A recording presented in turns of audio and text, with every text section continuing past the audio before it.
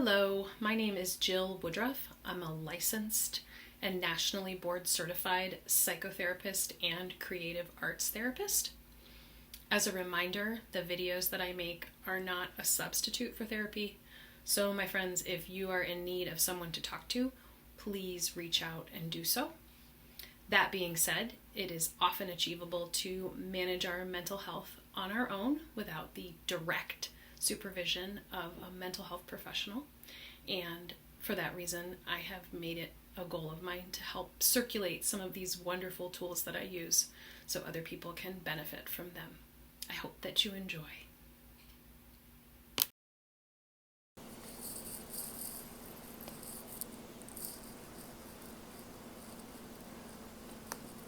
This art therapy technique is especially helpful for finding balance.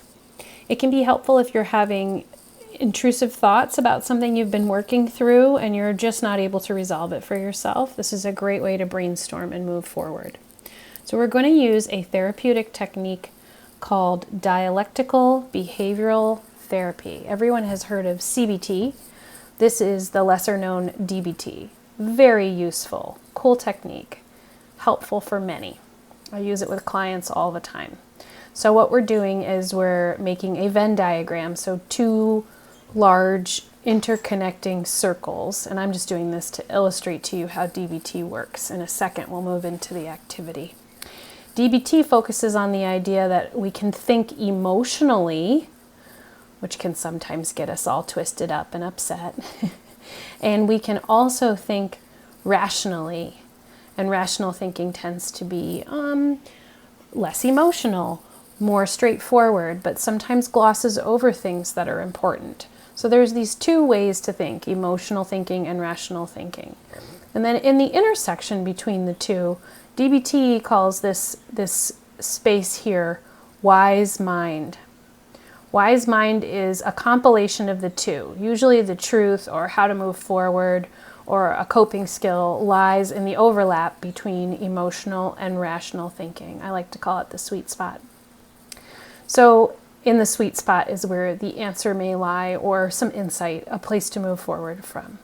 So let's go ahead and just remove that sort of guide for DBT and let's try to do an actual insightful experiment for ourselves here. So I'm going to do the same thing.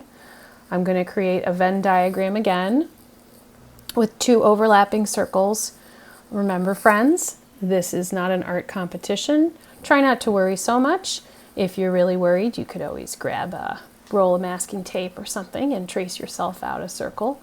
And I'm just going to label the left one emotional and the right one rational, just with an E and an R to make it easy. So here's a thought I hear a lot from clients. It's rooted in self-esteem. No one ever likes me. A lot of times this comes from places in our childhood. So that would be a very emotional thought. No one ever likes me. So we're going to go ahead and record that. And then here's the sort of artistic part where you can draw on the imagery for yourself. And I'm going to go ahead and just sketch out maybe what that feels like inside when I tap into this idea that no one ever likes me. Maybe I've got kind of a sad moon face and there's a lot of scribbles because things feel confusing and sad, and maybe just generally it's gray. I'm just going to kind of shade the whole thing in. So that's the no one ever likes me emotional feeling.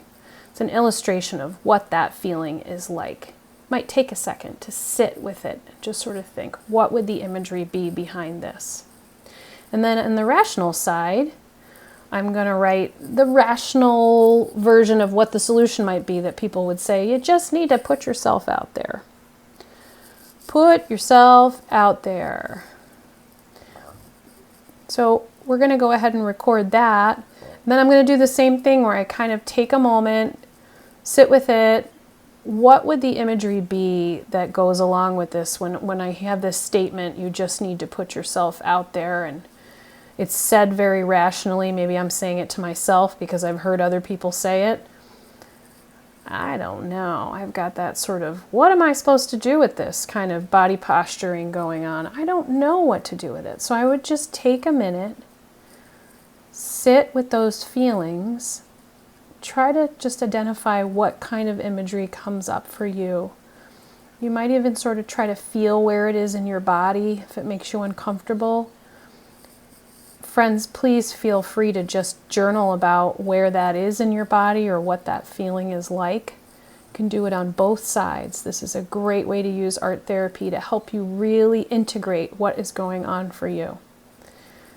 Down in these tiny words that you can barely read, I'm writing, what does that really mean anyway? What does that mean? Put yourself out there. Out where? Okay, so now we have this sort of self-esteem based emotional idea, no one ever likes me, and this very rational, we'll just go out there and find people. And we're going to try to come up with what that sweet spot, what that wise mind statement might be. So it usually takes a couple tries. We don't want to overcomplicate it.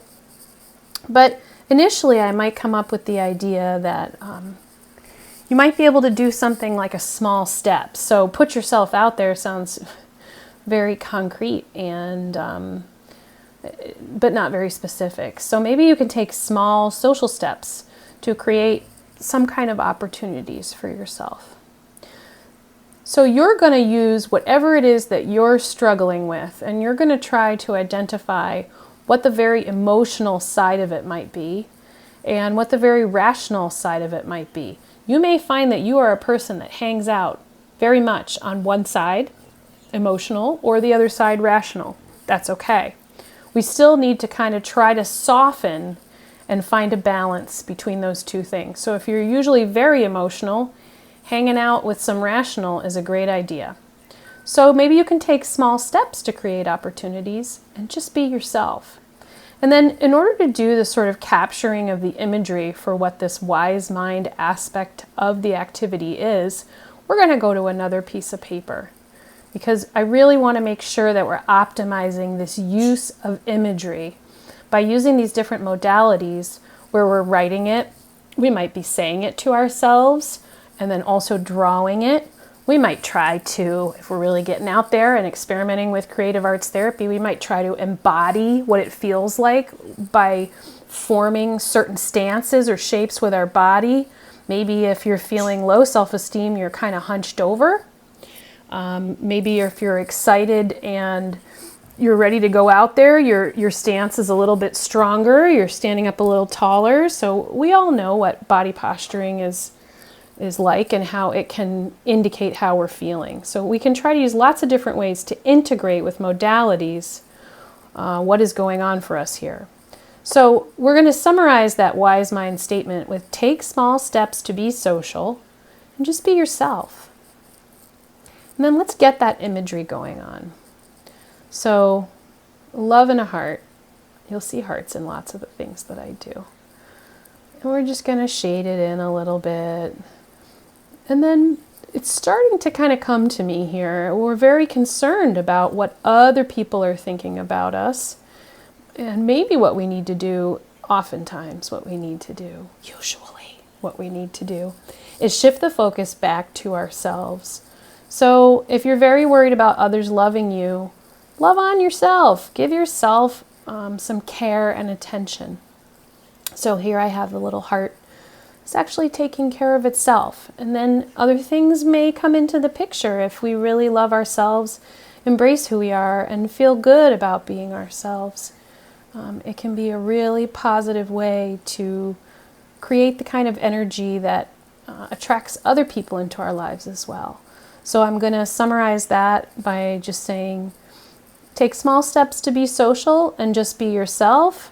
And now I'm coming upon this idea of be yourself and love yourself. And maybe that needs to happen first. Be yourself and love yourself first. And then maybe the rest will kind of fall into place. That could be. It often is for people. So be yourself. Love yourself. The rest will come. I'm just going to emphasize this heart. So this is a small, quick activity to just take something that maybe you've been rolling around in your head for days or years and just come to some kind of mantra, some resolution with it. I would refer to this often Keep it around, take a picture of it with your phone. Thank you so much for joining me in this activity. I hope that you can find some peace and some balance through working through these dialectics of emotional and rational thinking and trying to find that mid ground, that sweet spot. Have a wonderful rest of your day.